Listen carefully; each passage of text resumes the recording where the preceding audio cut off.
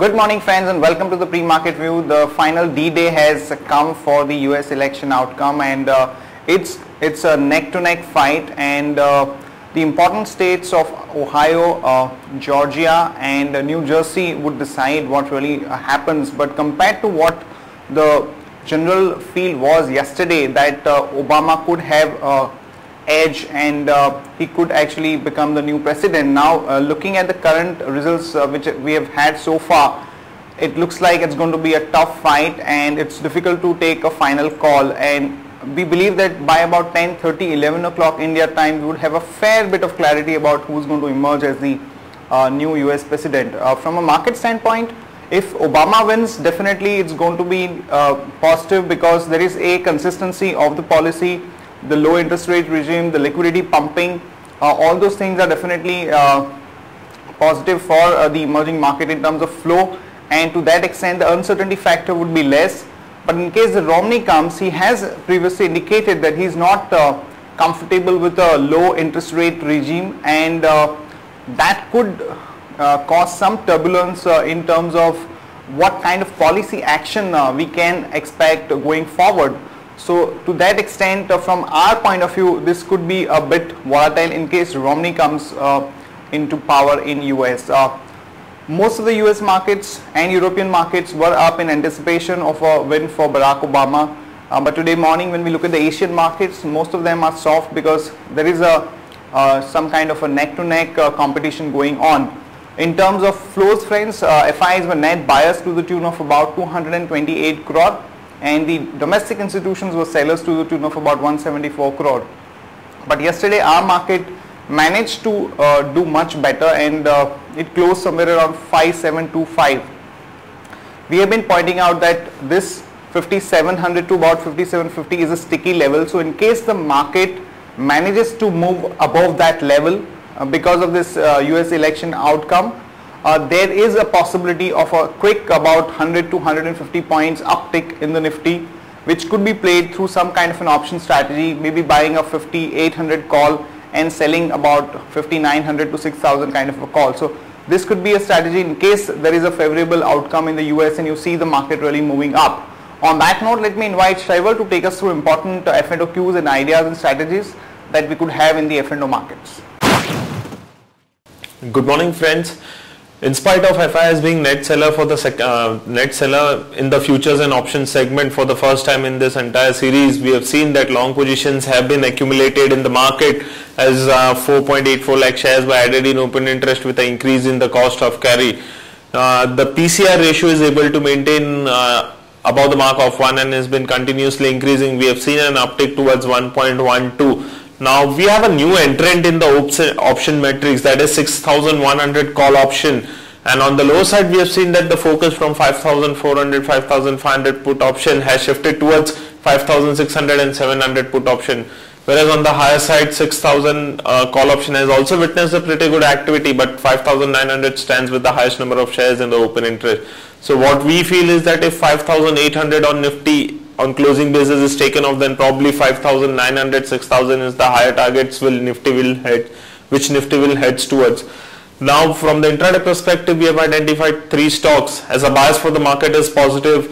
SGX Nifty is also insisting a positive opening, so we'll like to play on the positive side. So Bank of Baroda is looking good. One can maintain a stop loss of 745 rupees 75 paisa. BAIL is also looking good, so one can maintain a stop loss of 230 rupees 15 paisa. And DLF is also looking good, so one can maintain a stop loss of 204 rupees 95 paisa. Thank you. Friends, here are the news and events that we are tracking today. First of all, the numbers that could be out today. Bharti Airtel, we are looking at a net profit of about 794 crore. For consolidated operations, the top line growth is going to be muted, about 1 to 1.5% kind of a growth. Even at the ARPU level, there is not going to be any meaningful improvement. And the operating margins that we are looking at is about 30% and at the net profit level also there is going to be a 4 to 5% kind of a growth. We all know that this entire sector has come under stress because of this pending 2G auction and the refarming related issues, the one-time spectrum fee, so on and so forth. So we believe that this sector and some of the companies would remain under pressure for at least couple of months. And in case of Tata Motors, we are looking at a net profit of about 210 crore on a consolidated basis. From the set of companies which have already announced the numbers, Oil India reported its numbers, and numbers were not too impressive, and mainly because of the higher subsidy burden.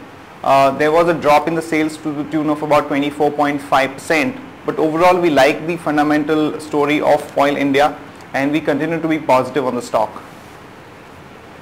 And Zydus Wellness also reported its numbers, and the numbers were more or less in line with expectation. There was some amount of improvement at the operating margins level. We also continue to be positive on Zydus Wellness from a fundamental investment perspective. In terms of other news, friends, after the initial phase of digitization getting over with three important metros like Delhi, Mumbai and Kolkata under coverage, now the next phase of implementation is likely to begin, and in that phase they are looking at covering about 38 odd cities. So once you have these kind of news, we expect good positive action in the stocks like Dish TV, Hathway Cable and to some extent City Cable. So some of these stocks could remain in positive territory, so one could look at trading in these stocks with a positive bias. So Dish TV and Hathway are our preferred picks there. Glenmark Pharma has settled an outstanding litigation issue with the Janssen Pharmaceuticals over a patent matter, and this is definitely a bit of a positive for Glenmark. One can go long there with a stop loss of 422 and a target of about 443 to 452. L&T Finance Holding is in talks with Pantaloon Retail for stake in the future Generali. So this would be a bit of a positive for Pantaloon Retail. One can go long there with a stop loss of 189 and a target of about 199 to 203. BAIL has signed an agreement with the Shell company of Netherlands to supply the turbines and generators over the next 5 years. So one can go long on BAIL with a stop loss of 227 and a target of about 239 to about 243. And there are reports that Jyoti Labs is looking at raising about 550 crore from a few private equity investors, and Alistair's is in the race to buy the minority stake in the company. The stock has been doing well for the past about a month or so, so one can go long there with a stop loss of 169 and a target of about 178 to 181. And some of the prominent infra companies are in the race to buy a minority stake in the GMR subsidiary GMR Highways. So this is positive for GMR. One can go long there with a stop loss of 19.75 and a target of about 21 to 21.35. And Elder Pharma has got a Diasmin API suitability from the European Union, and this would be critical in terms of doing further business in the European continent. So one can go long there with a stop loss of about 321 to about 338 to 344. And some of the minority shareholders have actually complained against Sun Pharma by saying that they underreported the performance of the Israeli company Taro Pharma. So this is a bit of a negative for Sun Pharma. So one can go short there with a stop loss of 712 and a target of about 677 to 662. That's it from all of us, friends. Have a great trading session and see you tomorrow morning.